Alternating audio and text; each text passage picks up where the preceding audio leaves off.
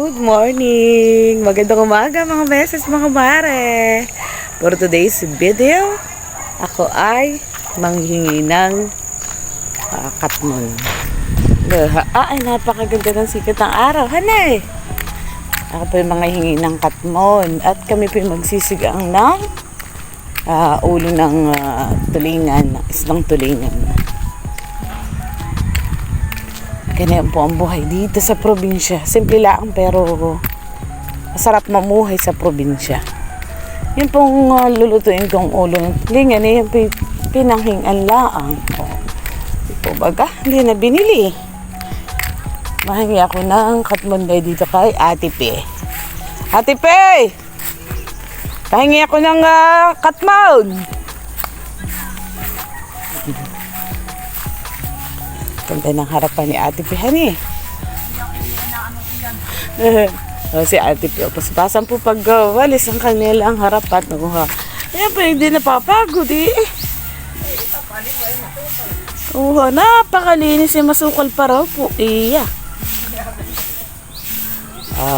Pwede po. At hindi pa ako nakapasok ate. Pwede ang puno ng katmon. Sa hindi po nakakaalam, ito po ay pang-asim sa sinigang. Masarap din itong kainin. Hindi po baga.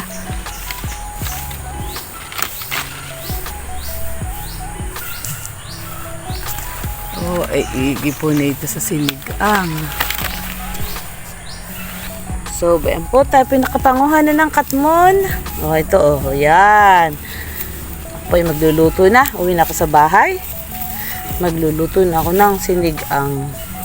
Salamat, Ate Pe. So, ayan guys. Ako po ay nakapanghingi na ng katmon. Manguha na lang ako ng talbos ng kamuting bagin. Tsaka naman pinakang gulay. Pwede na po yung aming bahay. Malapit po lang hiningan ko ng katmon. Bahay na hindi pa tapos. At least may nasimulan na hani po. Ang aming pong gulay ay bidilaan sa harapan ng bahay.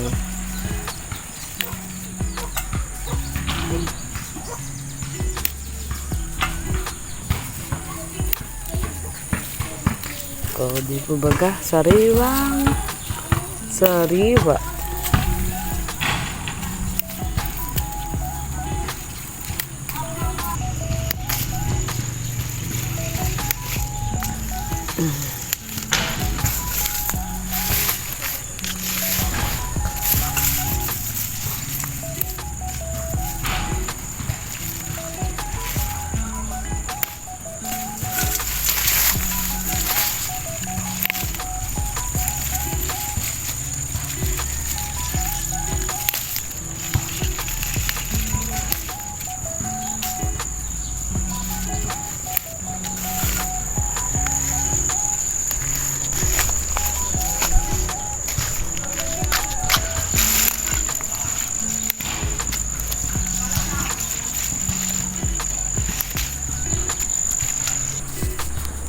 May ilang perasong okra.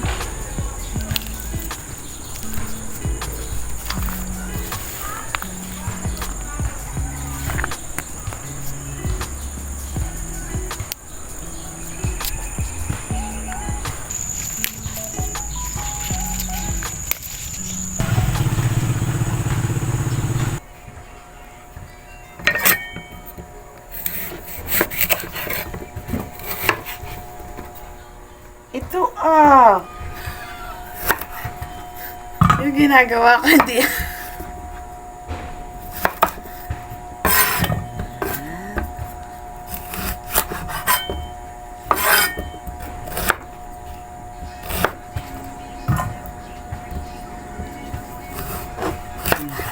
Okay na.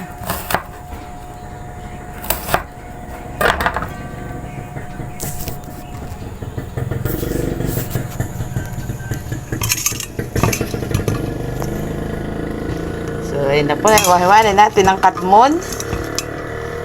Pang-asim po ito sa sinigang na ulo ng tulingan. Yun po ay ating huhugasan.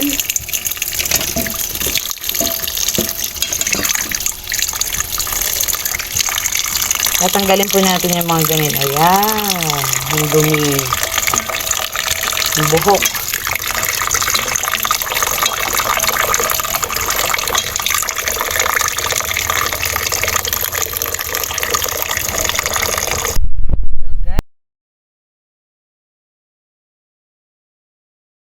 Ito na po yung tulingan na napagrintasan ng aking asawa. Ito pa aking ilalagay dito sa kaserola at isisigang natin. Ayan po, at nakasalang na ang ating sinigang na ulo ng tulingan na may asin, bitsin, luya at katmon. Pinakang-asim na katmon. Simple po lang naluto, di po baga? Aba, ay talaga pong sauce. Yan po para sa akaintiro ng sarap. Yung pong talbos ng kamote at saka yung okra na gulay ay mamaya ko po ilagay.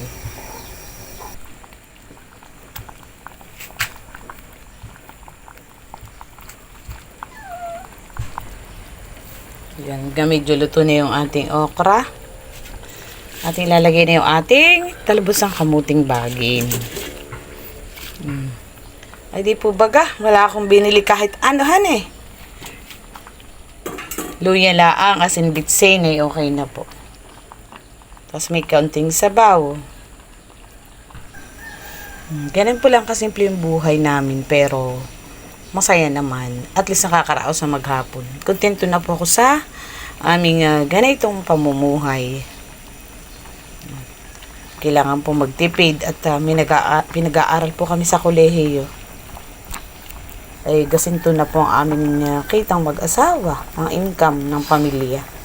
O di po baga, kailangan ay ang mga meses, ang meses ay madiskarte, hindi pa tanga-tanga.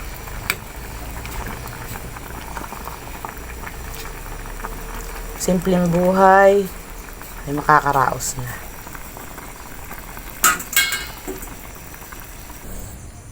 O di po bagat walang kakemikal-han eh. Lahat po ay sariwa.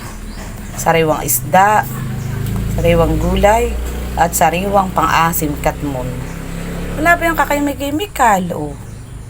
Ay hala, luto na po. Tayo kumain na. Kain po tayo.